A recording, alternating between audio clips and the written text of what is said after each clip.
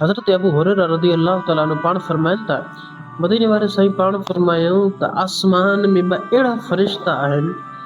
जंहिंजो को बि कमु न हूअं त रिवायत में ईंदो आहे त फ़रिश्ता अल्लाह ताला जी ॾींहुं राति इबादत कंदा आहिनि बग़ैर सुम्हे बग़ैर खाए बग़ैर पीए बग़ैर के थकावट जे ॾींहुं राति अल्लाह ताला जी इबादत कंदा आहिनि पर मदीने वारा साईं पाण फरमाइनि था त ॿ अहिड़ा फ़रिश्ता आहिनि जेको को बि कमु न कंदा आहिनि पुछा कयो या रसूलल्लाह पोइ कमु छा कंदा आहिनि उन मक़सदु छा आहे मदीने वारे साईं पाण फरमायूं उहे फ़रिश्ता सिर्फ़ु दुआ घुरंदा रहंदा आहिनि साहब अर्ज़ु कई या रसूलल्लाह सल्लल्लाहु अलैहि वसल्लम या रसूलल्लाह कहिड़ी दुआ घुरंदा आहिनि त मदीने वारे साईं पाण फरमायूं त उहे फ़रिश्ता दुआ घुरंदा आहिनि त या अल्लाह जेको तुंहिंजी राह में ख़र्चु करे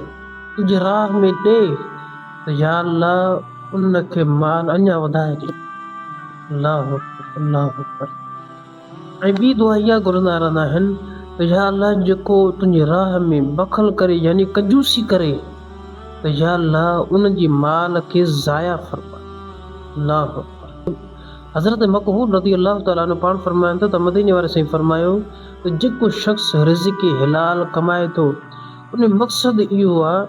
त मां कंहिंजे ॾाढो हथु न टंगियां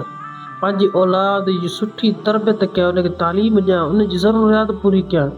ऐं मदीने वारे साईं पाण फरमायो उन मक़सदु इहो आहे त मां रिज़्क़ हलाल कमाए करे ऐं पाड़े वारनि सां सुठो सलूक कयां